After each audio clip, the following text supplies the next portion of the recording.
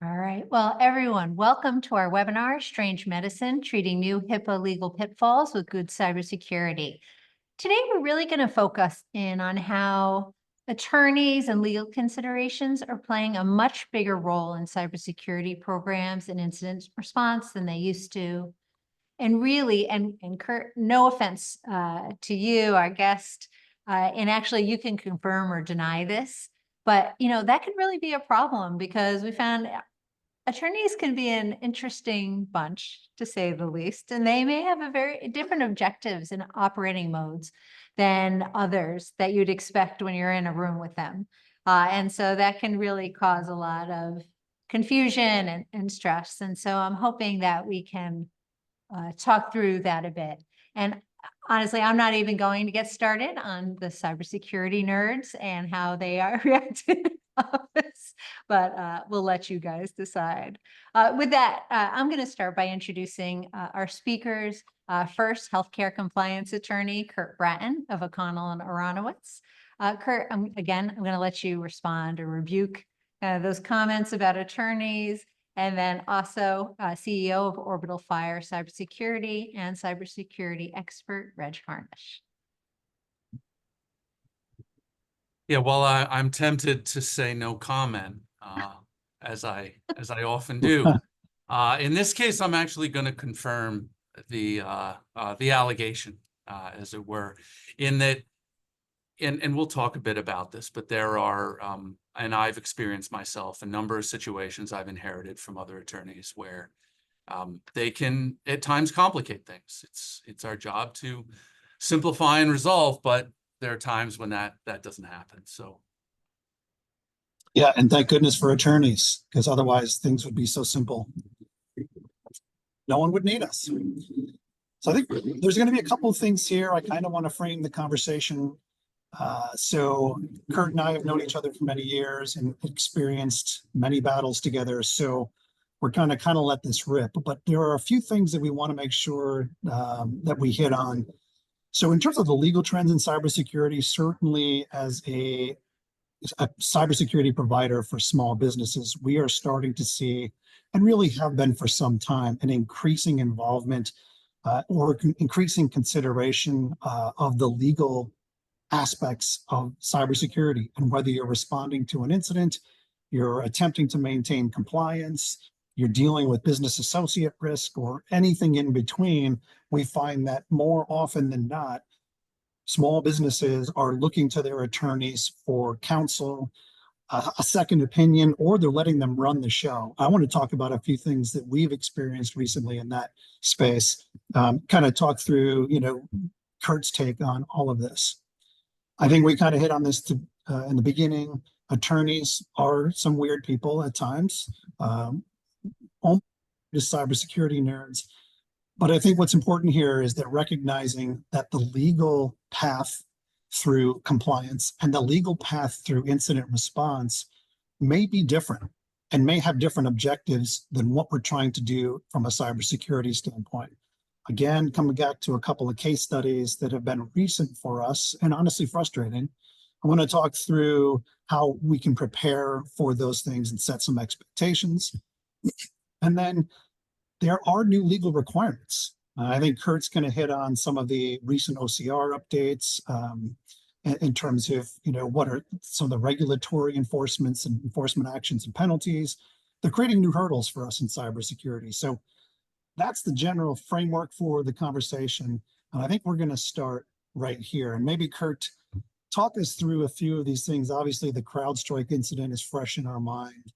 And most of us, even on the small business side, were impacted in one way or another. But maybe Change Healthcare is a great place to start in terms of the legal ramifications and implications of incident response.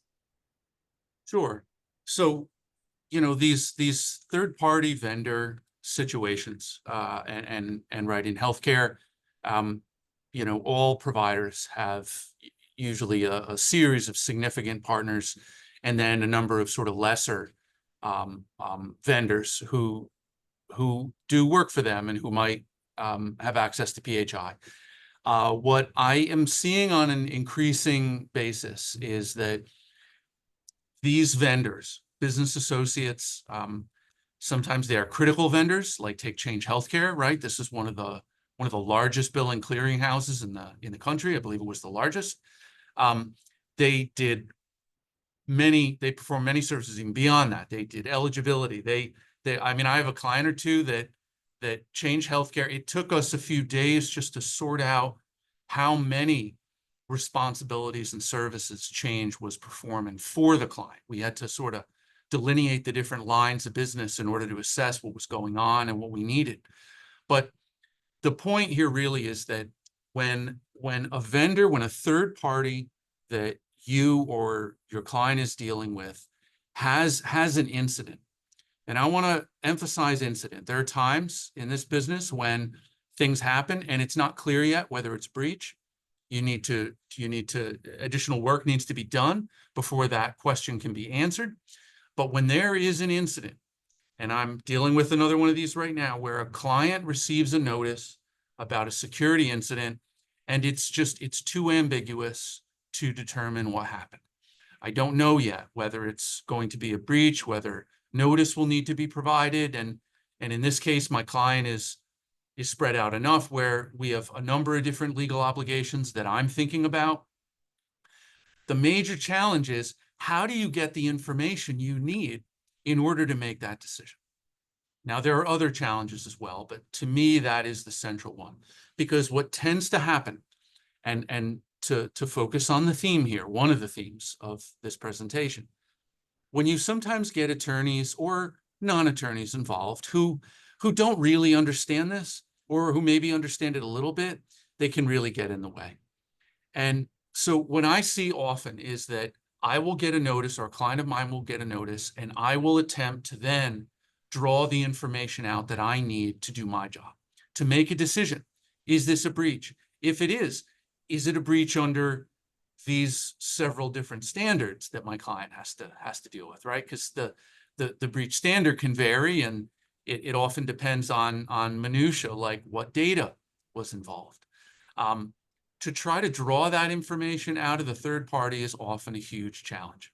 I mean, the law provides certain tools, but in the end, this is where having, I think, an experienced attorney who is able to press the right buttons, to write the right type of letter, and to explain things in a way to that third party so they understand that you're not trying to throw them under the bus. You're trying to understand what happened so that your client, so that the provider can do what they need to do. And, to take some of these examples, I mean, Change Healthcare, for those of you who might have dealt with that, I mean, they assigned sort of client reps for everyone who was impacted, and then they very slowly dribbled out information along the way. And there were times when you'd get public statements, whether it was when their CEO was before Congress, or PR statements that their PR firm was putting out. And there were times when it was inconsistent with what the customer rep was saying. There were times when it was news, when news was breaking because the CEO was in front of Congress. And, that's not how it's supposed to work. One of the other things I just want to emphasize again, if you've got someone who knows how to press the right buttons, getting information about what happened, that's the phase of this process when you and your third-party vendor are on the same side. It's possible that at some point down the line, you'll be on opposite sides. But when you're trying to understand what happened, this is when you should be on the same side. And so, going fire and brimstone and making threats right off the bat is often not the best way to do this. It can backfire. I'm not saying there aren't instances when it's appropriate, but trying to convey to the other side that we need to work together initially in order to gain an understanding. And one of the tricks that I often use is that I will inform them, usually, I mean, I try to write a letter first in order to lay things out, but I will often put it in writing so that they can understand it and hopefully rely on it, or at least have enough questions that they'll come and speak to me. There might be a way to turn it around. right? Like there are times when an incident happens and it's fresh enough where if the right steps are taken, this situation that's teetering on the edge of being a reportable breach, which let's face it, no one wants, when action could be taken in order to rein this in and in order to deal with it so it does not become a reportable breach. But if time is wasted and that third party is not cooperative, this is when we often lose that opportunity. Yeah, and size matters in these situations. We're, in the middle of, or have been working with a few customers, excuse me, who are hooked to a whale that it's sinking or sank temporarily, right? So they get dragged down. So operationally, one customer affected directly by Change Healthcare couldn't pay their invoices. Another customer was not Change Healthcare, actually wasn't healthcare at all, but they had a third-party vendor, a very large timekeeping cloud application. And because most of their resources, most of their employees were people who were in the field. So they weren't even high-risk knowledge workers. They were people who were just entering their time on a mobile device, going from building to building, customer to customer. And in that second situation, we are still waiting after, at this point, probably 8 to 12 weeks of any indication customers' information was compromised in any way. And we've been through enough of these to know that sometimes you just never know, and they may never know. We understand that.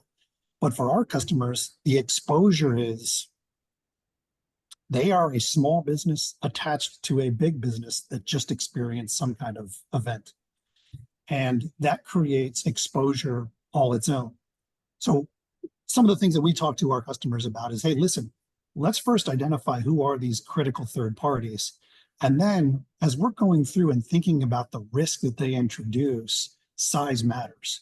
Because just as you, Kurt, are suggesting that you might need different tactics working for a whale like Change Healthcare, but additionally, small organizations who really have very little recourse in these situations other than to just wait and see are left kind of holding the third-party risk bag.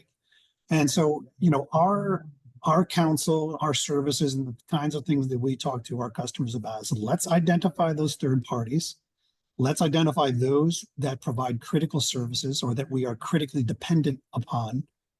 And through sort of like a business impact analysis, where you're kind of working backwards from that third party, figure out, well, if third party X disappears for 3 weeks, how does that affect our ability to service our customers or generate revenue or pay bills or other operational impacts? And so third party risk management becomes a big, important part of their program. Most of my customers are either partially or significantly or completely in the cloud. So they're dependent on Microsoft, they're dependent on Salesforce, they're dependent on Google, they're dependent on all of the various whales that exist today. I would also bring up a point where, again, because with a third party situation like this, all of your security controls have been moved to a contract. And generally speaking, Microsoft isn't redlining my customer's contract. It's like my customer gets Microsoft's contract, take it or leave it. And so things like during an incident, just the investigations are more difficult because we don't own the log or the user activity information or some of the other forensic data. We don't even have access to that at times. And so working through incident response can be tricky. Understanding those risks becomes super, super important. The contractual language is potentially ineffectual. If you're asking Microsoft to sign your business associate agreement, good luck there. And so there are additional exposures, but certainly super important for any small business to know who are these critical third parties that could impact our customer-facing services if there's a disruption, ransomware, operational issues, or otherwise. Let's move on, Kurt. Sounds good. And actually, something that came directly out of the Change Healthcare, and I mentioned a customer of ours, at least one, had difficulty paying their invoices just because of the way money was moving through that system. It seemed like Congress and the feds were inventing stuff as they went along. And maybe you can comment on this, but this was one of the first times that we saw a breached third party, so like a primary critical third party, who had confused the issue on notifications. So my customer was in constant contact with us saying, hey, listen, I'm not sure if we need to notify our customers or not, because I've got this confusing language from HHS and OCR that says Change Healthcare may actually be notifying my customers directly. So what are my responsibilities? I thought I was accountable for this. And if you look back through the way risk is normally transferred, we all know that you can't outsource accountability. So would love your take on like how is this getting invented on the spot, and what are the impacts to small businesses where the feds may step in and say, hey, for this one in particular, we're changing the rules, and our expectations of you, the small business, are going to be different. Yeah, so Change Healthcare was the first instance when I'd ever seen OCR demand that an impacted, really business associate, they're a covered entity in certain contexts, but for the most part, they're a business associate. It's the first time I've ever seen OCR or force the business associate to Likewise. to conduct all notifications, right? Because it wasn't just individuals. They had to file the breach report, they had to do media notice, they had to do individual notifications. Now, right, I mean, oddly enough, the Change Healthcare system was such an example of so many things. To illustrate this, I have one client that's on the larger side. They were massively impacted by this, and their executive, one of their executives, received the notification letter from Change, but Change had not told the client that its data was breached yet. And yet all these public statements are being made suggesting that there's been a breach because the breach report had been filed, and everyone's wondering, and their insurer is actively watching this. And the insurer keeps asking me the same question, which is, okay, so the client's data has been compromised, right? They've confirmed that by now, right? And I mean, we're going back and forth, and I'm telling them, no, we're still waiting for confirmation. We're getting a lot of suggestion, we're getting a lot of inference, but I mean, you've got like one of the most highly scrutinized breaches of all time, and here is this party that's filed a breach report that won't announce that particular client's data has been breached, because they seem to be taking the approach that until they actually look at it and know with 100% certainty that it was breached, they're not going to say it. Yeah. And so for our customer, they were concerned that because they had said nothing to their customers yet, so Change ends up sending a notification to these downstream customers, and then they end up contacting my customer saying, hey, what's going on here? We didn't hear anything from you. It was kind of like this, all of a sudden this like voodoo cloud appeared and all this bad news, but our customer wasn't even given a chance to communicate in a way that they normally would. But also it seems like it's going to open them up to potential, or maybe, increased legal recourse, because Change has essentially admitted fault on behalf of my customer. Yeah. Yeah. And I would add that the way that Change gave notice, I find problematic, because what I always say to business associate, and to go back to one of Reg's initial questions when we started this slide, right? How do you handle notification? Well, typically the covered entity gives notification. The provider's handling it fully. You can put this in your business associate agreement. If as a part of that risk analysis, you decide this business associate of yours is important, if you feel they are competent to do it, you can force them to handle the notification for an incident that they caused, in essence. Now, even when I have that right on behalf of a client, I always want to see it. I want to see every notification before it goes out. I want to be able to look at it. I want to be able to comment, make changes, especially things like media notice. Now, my understanding is Change is not doing that. They're just sending them out. And I think that creates a problem because, right, one of the things we do as lawyers is I'm always trying to anticipate the possible outcomes. And knowing these days, and we'll get to this in a minute, one of the possible outcomes is litigation. I want the business associate to understand that we're relying on you. If we're going to rely on what you are doing, that starts to set up some legal claims if they falter and they do it wrong. So, how you respond to this, how you manage that process is critical. But look, prior to Change, I've had dozens of these situations when the vendor, the business associate of my client, has been charged with notification, whether because they're scared or whether because they're contractually obligated. And I tell them, I want to see it, and you're going to make the changes that I want you to make. And that it should be collaborative. And honestly, every time there's been collaboration from the business associate, my client has not taken action afterwards. In the end, the covered entity tends to be happier. They're happier with the notification, with the process, with how it all works out. And so I think from both perspectives, business associate too, being cooperative in that way tends to lead to better results and tends to avoid things like litigation and bigger regulatory problems. Again, right size matters in this case. I can't imagine Change Healthcare soliciting feedback on a notification from tens, hundreds of thousands of different organizations. Just would seem to, it just would not really be feasible to do that. But yeah, then the covered entity, technically, they're taking on that reputational risk if it's not done well.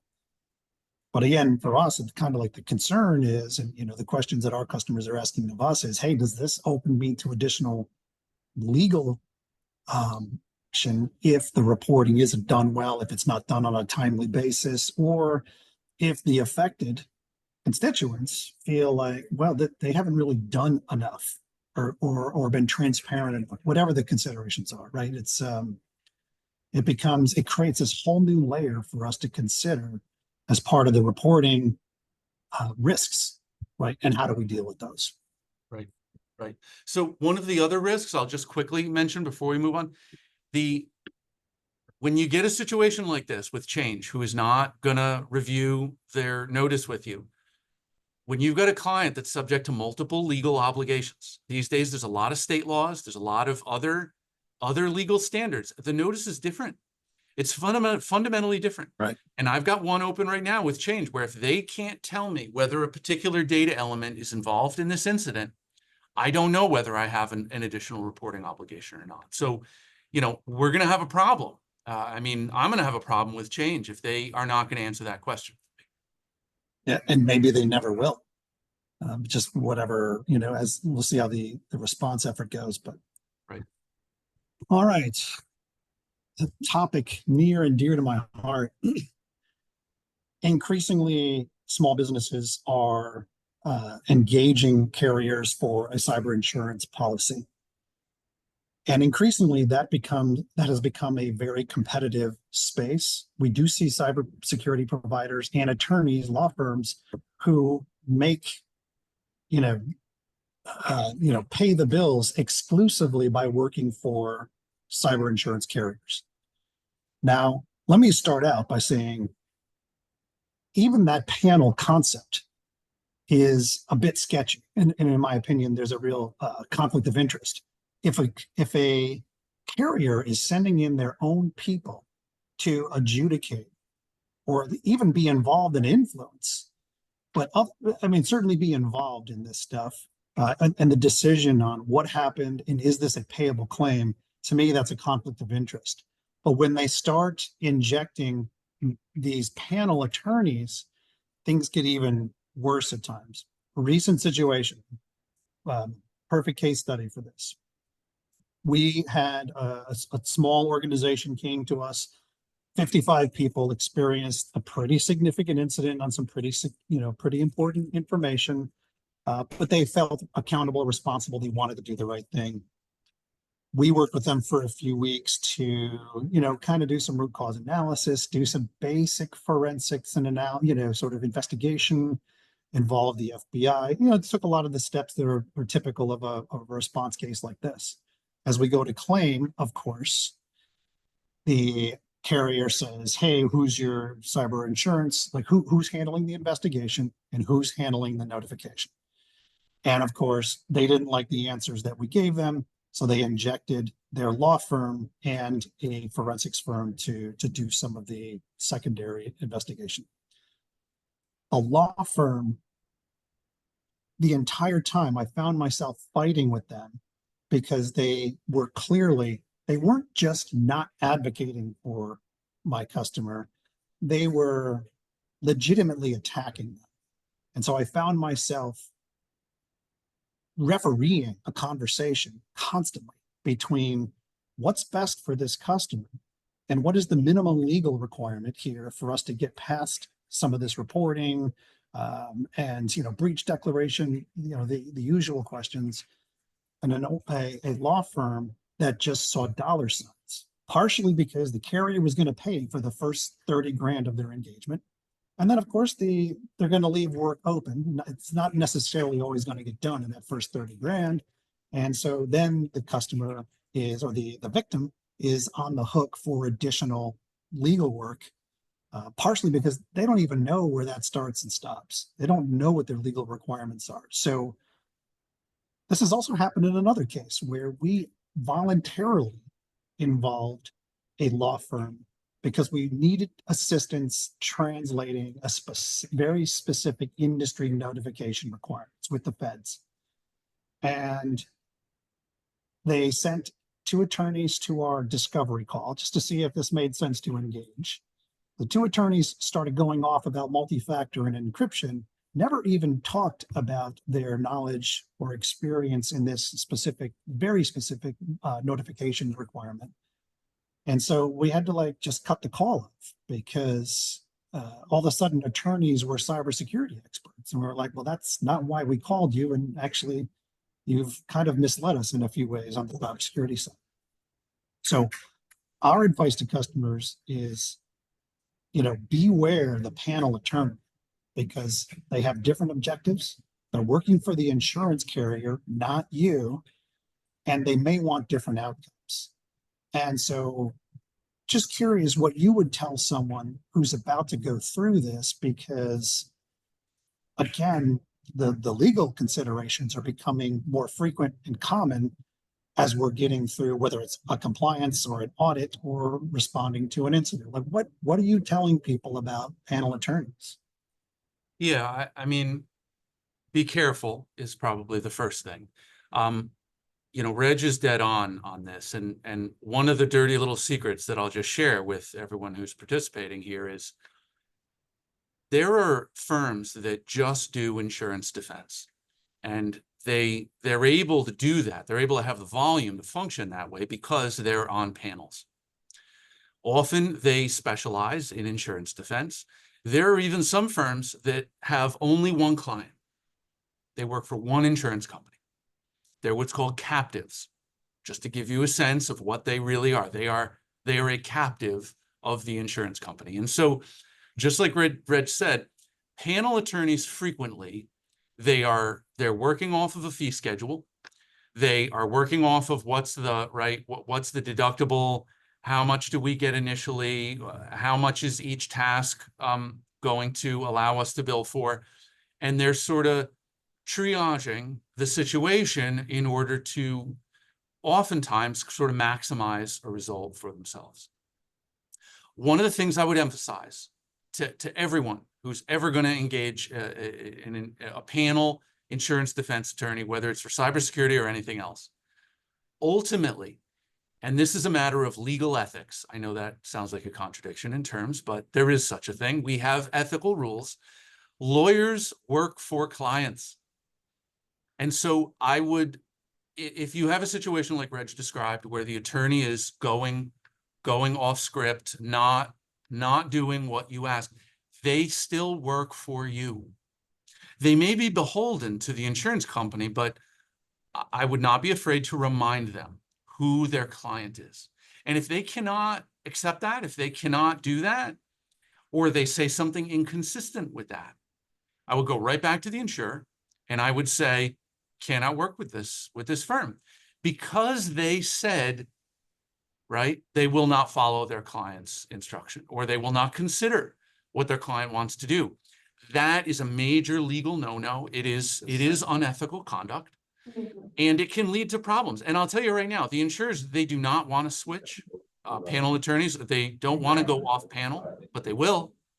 And if you point out an ethical violation, they're really not going to have much choice. So one of the other things I often tell clients is ask the question. If you have, even if they want to give you the panel attorney, if you have legal counsel, someone who is competent in this area and who you're familiar with, you can always ask them whether they'll allow you to keep working with that attorney. And some policies give you the right as the insured to work with your own counsel. That is something you can negotiate when you get your policy. Oftentimes for no increase in the premium, just throwing it out there. But the other thing is, even when you don't have that right, some insurers will do it anyway. We've had actually pretty good success. I know we're talking about the risks of panel attorneys here, but the carriers, they want to pay the fewest claims and the smallest claims. So what we have done and found successful in the past is appealing to the carriers' financial objectives. Hey, listen, we've been working with this customer for 2 years. We know everything with the ins and outs. We know every security control. We know it's there. We know it's not. So this forensic investigation, you can either pay a panel, firm 50 grand, or you can pay us 25. What do you want to do?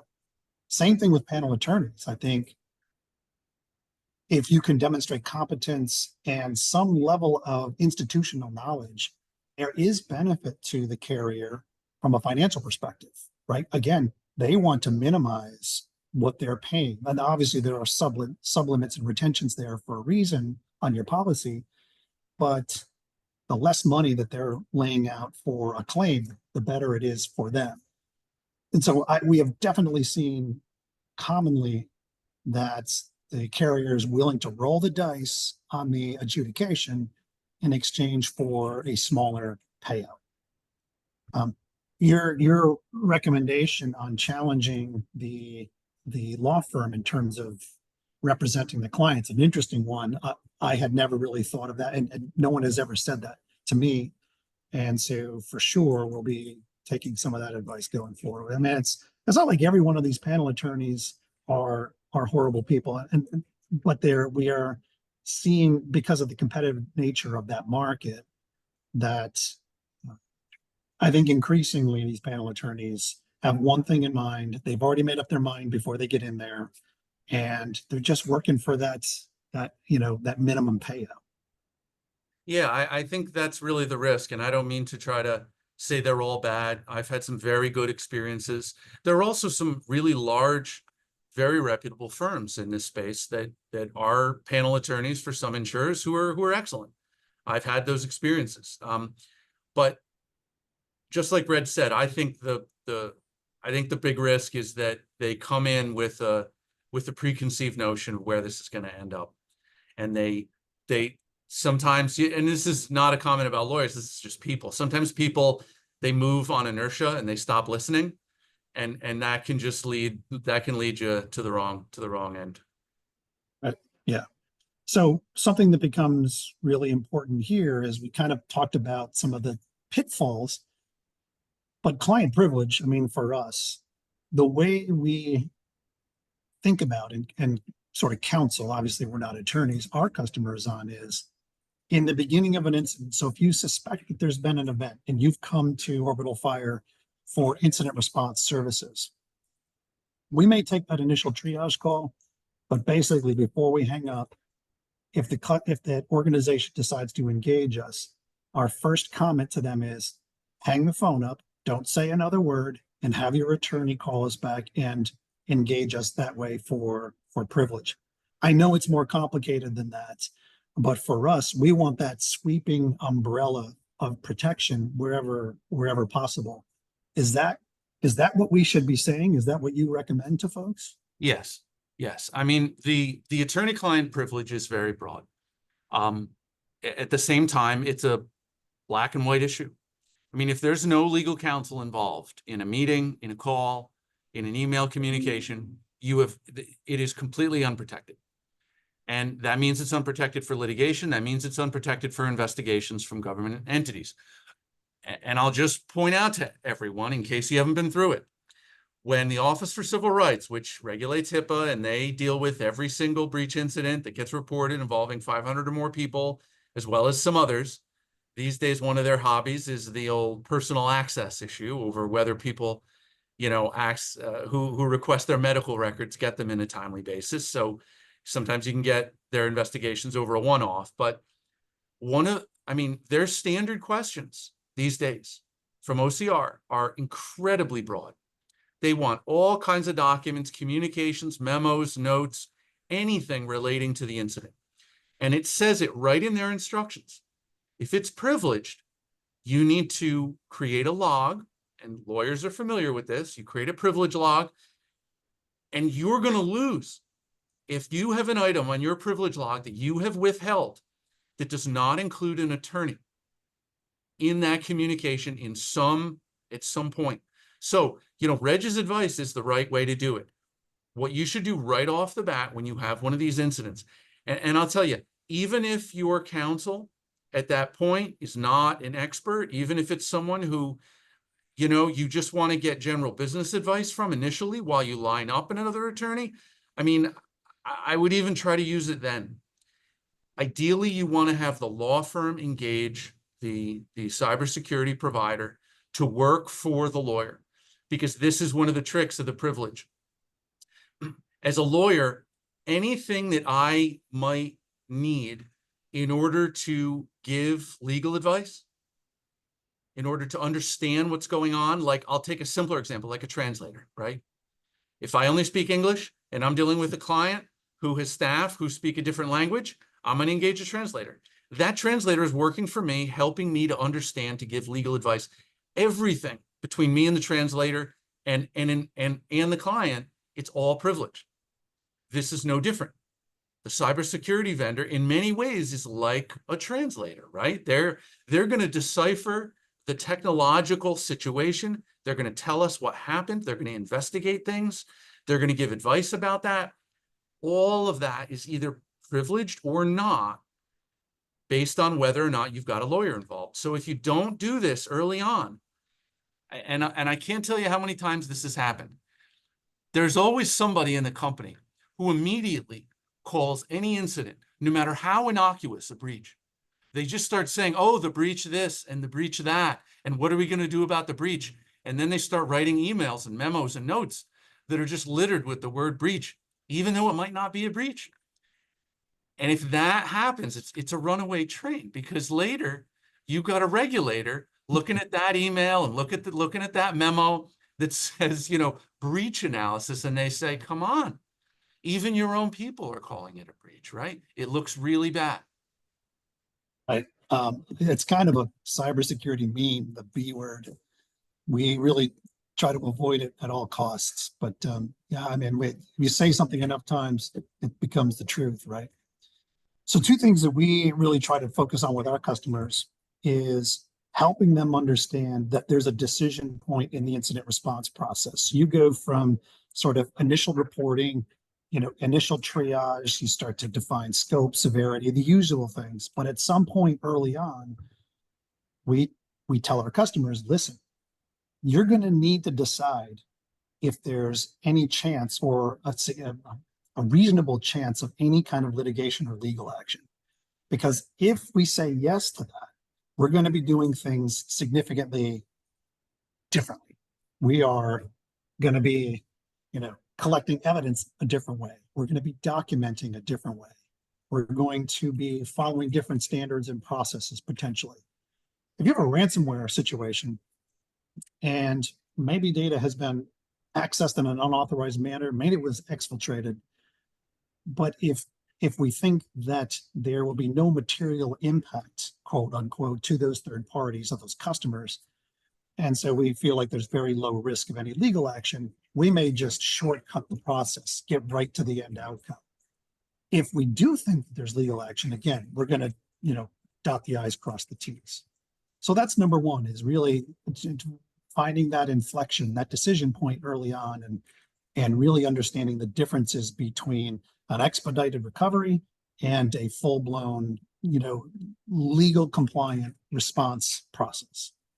The second thing is that no matter what happens, because I think increasingly legal action is becoming a more and more expected outcome of any type of event or incident. Again, because we're all connected, and whether it's software as a service or outsourcing or the cloud and any number of other things, because we're so interconnected, there's almost always some material impact, maybe small, maybe large. And so again, with a recent customer who's still fighting with that timekeeping provider, I mean, they're doing the math and they're adding this up, and it's like they were unable to pay people. So they essentially were running a copy of their most recent accurate payroll for weeks and weeks. Additionally, they weren't able to send invoices out to their customers and a whole bunch of other things. So the math that they were doing was showing big numbers in terms of impact. And so as they're coming to us as their cybersecurity experts to say, hey, what do you think? What should we be doing about this? And again, while we're not attorneys, we're smart enough to know that, listen, at some point, you're going to probably want to recover some of those losses. And whether it's reputational, or maybe it's employment problems, or it's others, you have the right to pursue those losses through legal action. Now, obviously, that wouldn't be through us, but because it's happening so much more often, honestly, it's becoming almost an expected or anticipated outcome of most events and incidents. I think customers going in need to recognize that if they're the root cause, or even if they're part of the supply chain that gets compromised or impacted, there's a much more likely chance that your customers, or my customers' customers, are going to pursue some kind of recourse. Whether you've been having privileged communications or not, or documenting everything or not, at some point you're going to need an attorney protecting those conversations, because the post-incident scrutiny is just much more likely these days. What are your thoughts on that? Yeah, so I agree. I think that if you go back, 10 or more years, I would say that post-breach litigation was still unusual. It happened, but it was, and ordinarily it was in the context of enormous incidents where there were just a colossal number of affected third parties. I still think that the economics drive litigation. It's just that now you have this whole cottage industry that's grown up, and you have lawyers who they now base practices around suing companies after they've had a breach. And they just do the math. They look at the number of affected parties. Some of them just troll the OCR breach reporting, the public, what they call the wall of shame, which describes the breach, it describes the data involved, and it gives a quick little synopsis of what happened.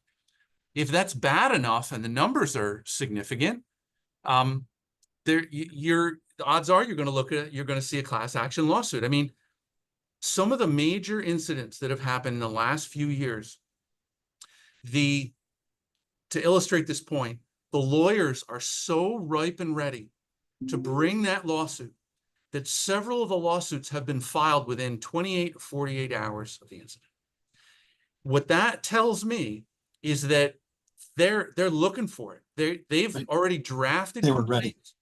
They're just going to fill in blanks and be the first one to file, because in class actions, if you're going to represent the class, you need to have, there's certain factors, but one of them is you want to be first, and you want to be in there right away, because if it's a good one, that's how they look at it, right? If it's lucrative, then you get in there right away and you have expertise, having pursued these before, you're going to get picked as class counsel.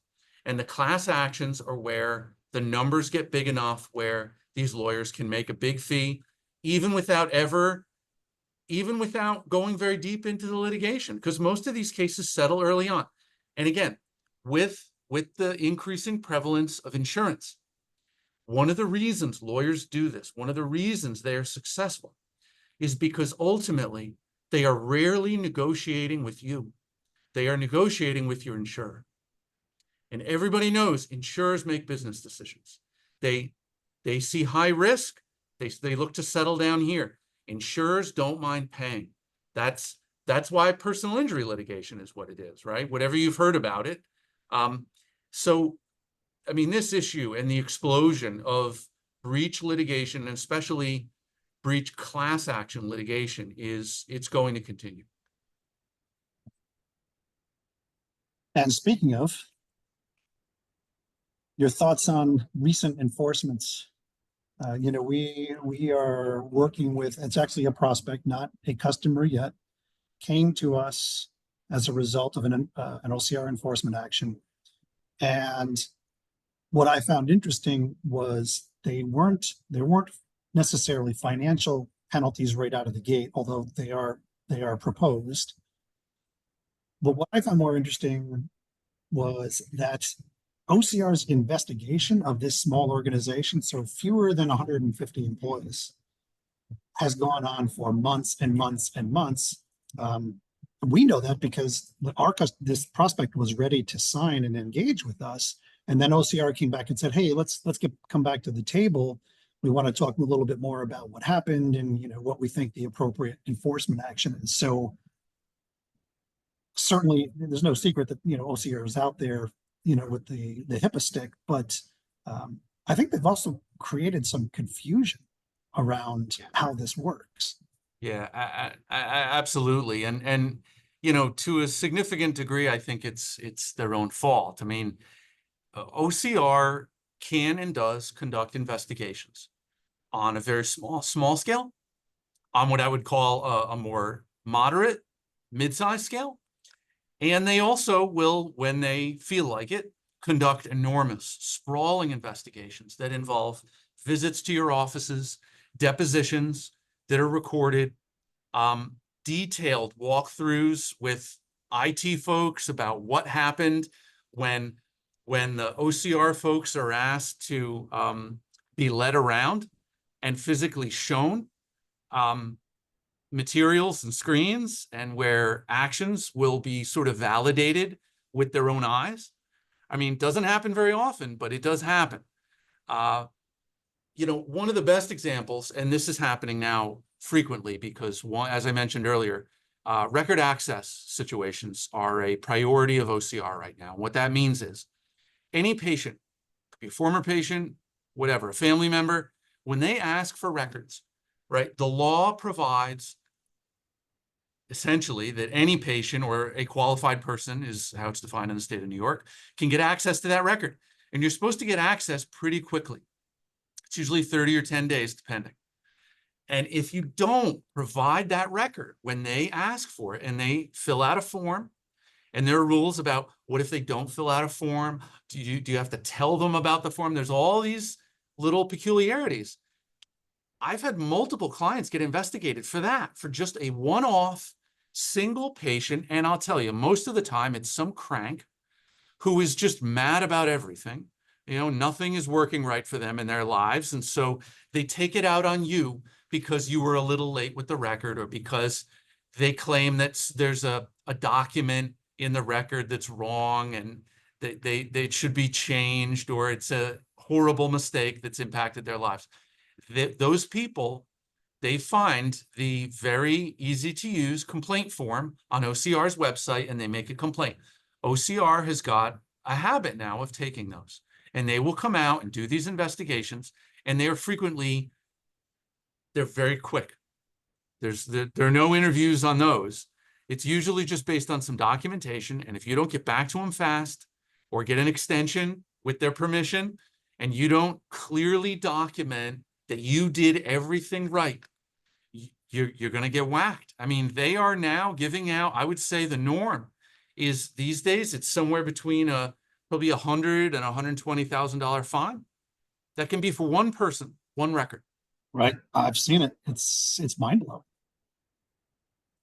We actually had a customer who dealt with that exact thing, and it was really the first time I had experienced it firsthand. I mean, I had been seeing the enforcement actions coming out, and just the level of penalty for these privacy violations is just, I don't know how they, how do they justify that? It's Well, pretty unbelievable. It's a Especially good given question. what I would call sort of the leniency on the HIPAA security side. The privacy side seems to have some bigger Yes. teeth. Well, and one of the things you've got to keep in mind is the Office for Civil Rights. It was formed by HHS for several purposes. One of those purposes is to enforce the federal anti-discrimination laws.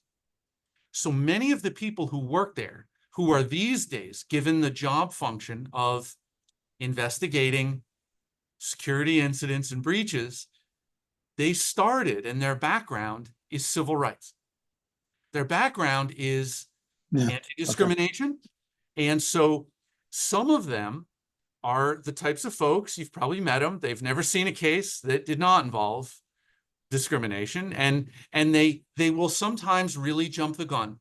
And a part of what I'm also saying is sometimes their background is not, it's not data security, it's not HIPAA, it's none of this, it's something else entirely, but they've been retasked, and now they're working in this space because there's a need. They might not understand it very well. I mean, I have a number of mental health provider clients in New York, many of them small. And I had a knockdown, drag out fight with one of the OCR investigators over, they just completely misunderstood the rules. They thought it just, a medical record is a medical record. And the law in New York makes it very clear that mental health records must be treated quite differently. And my client complied with the law, but this investigator would not listen to me. And so, I mean, I did the old, let me talk to your supervisor, and I raised hell and had to get, it was messy, but I mean, that's what can happen, is you can sometimes deal with people who just don't know what they're doing. Yeah, well, it's funny now that you mention it. I mean, I've been working with OCR for decades, but never outside of a healthcare context or protection of EPHI context. So that makes sense, but I guess never really thought about it. I know you've got some other stuff that you wanted to kind of touch on here before we wrap. Anything important here? Yeah, well, I mean, I'll just talk about this briefly.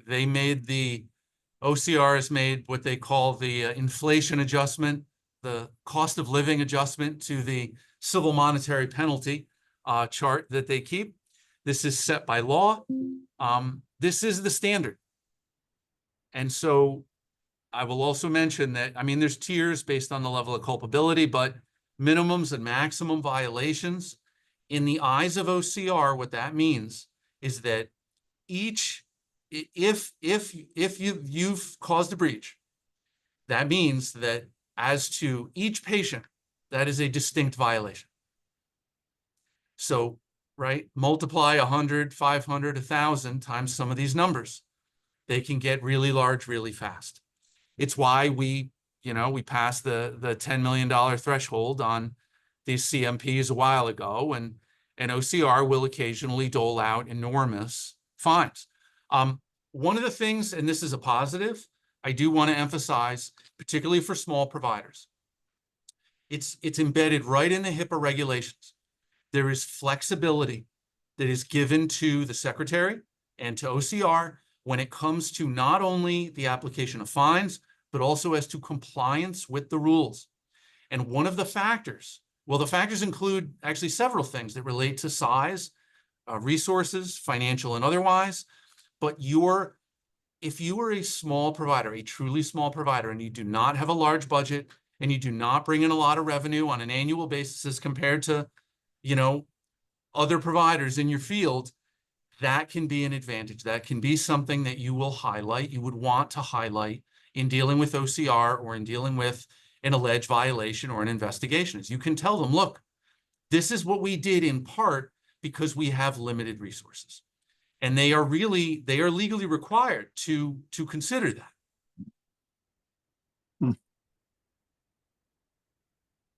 Well, I'm sure everyone here is chomping at the bit to talk to an attorney and a cybersecurity nerd. So I'll turn it back over to Dana momentarily for any potential questions that have come in.